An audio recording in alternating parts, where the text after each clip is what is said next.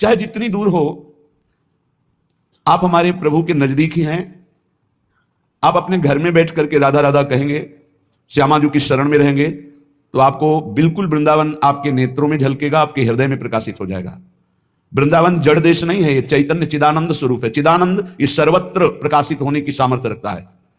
आप हजारों किलोमीटर दूर से वृंदावन का आश्रय लेकर राधा नाम रटे, प्रियाजू के चरणों की शरण में हो जाएं, तो आपको अनुभव हो जाएगा कि क्या राधा नाम की महिमा है और क्या प्रियाजू के गोरे चरणारविंद के आश्रय का प्रभाव है।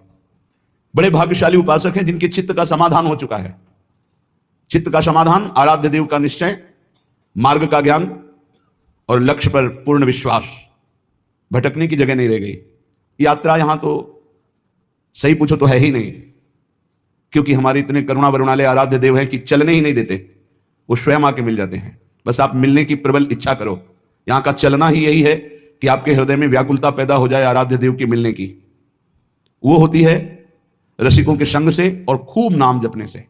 हमारी बात पर विश्वास करो, यदि नाम जप नहीं है तो हम बहुत ये सब देखे हुए हैं, शास्त्रों का ज्ञान। आप आश्चर्य मानेंगे, जिन महापुरुष की बात कर रहे हैं वो कह रहे हैं मैंने वेद संपूर्ण पढ़ा है, गीता जी की व्याख्या कर सकता हूं, साफ शास्त्रों का ज्ञान है। कोई भी शास्त्र आप बोलिए हमें पता है, पर मेरी स्थिति नहीं। इसलिए मैं आपसे कह रहा हूं कि अब आप ये बात, सब शास्त्रों का ज्ञान है, सब संतों से मिले हैं।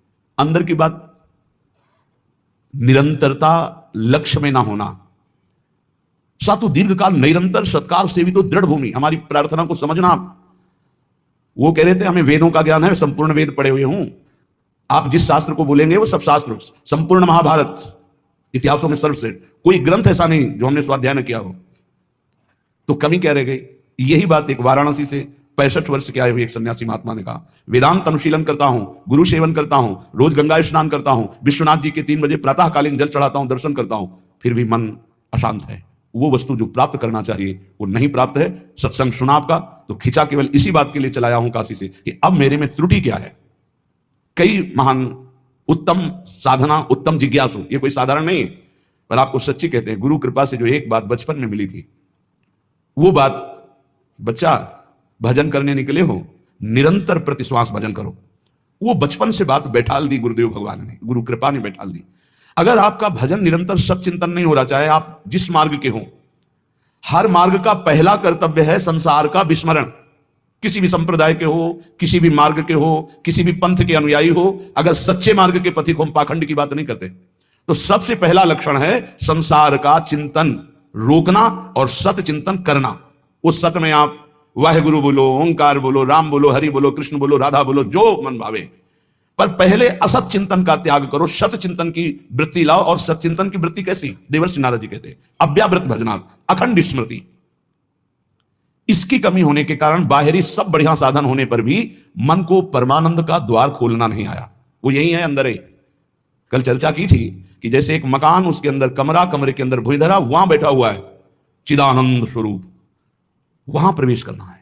वो दरवाजा गुरु कृपा से प्राप्त मंत्र और नाम के निरंतर चिंतन से प्राप्त हुए ज्ञान से खुलता है। और वो तिजोरी खुली तो माला माल हो जाओगे, और वो बंद रही तो हम आपको कह रहे हैं कि इतना इतना सब कुछ है, लाखों लोग उनकी दंडवत करते हैं, वो दंडवत करने योग्य हैं, पर मन की जो स्थिति चाहिए वो नहीं है।